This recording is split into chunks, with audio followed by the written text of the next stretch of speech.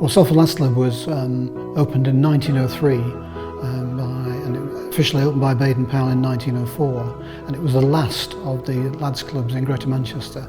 There were about 22 at the time, and they were set up by industrialists and funded independently. They weren't part of the council or the government, and they were set up to get kids out of street gangs.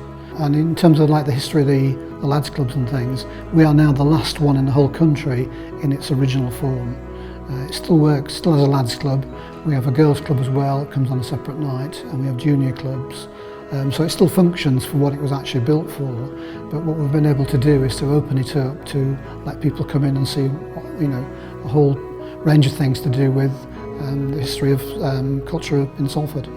We're on Coronation Street, so it's got that amazing kind of wording out there, and obviously Coronation Street started off in Salford, and Sheila Delaney comes from this estate, so A Taste of Honey started here, and these were both the kind of things that attracted Morrissey to come outside with the Smiths for that particular shot by Stephen Wright in 1985. We've had boxers, footballers, and the Hollies started here in the 1950s. Graham Nash, Alan Clark were club members, learnt to play banjo and harmonica here. So I'm sure Morrissey knew about all these kind of references, and they're very much part of what he was describing about growing up in the Northwest in the 1960s.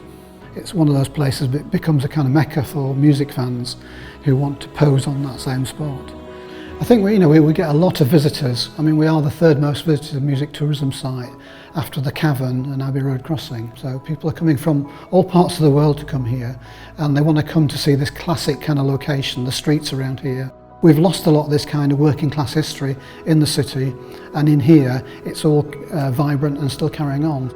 We've got a lads club which is very traditional. They go camping, they do boxing, they do football, they do games, and it's run by a lot of volunteers who all came as boys themselves. We've got to make sure that places like this last for another 100 years.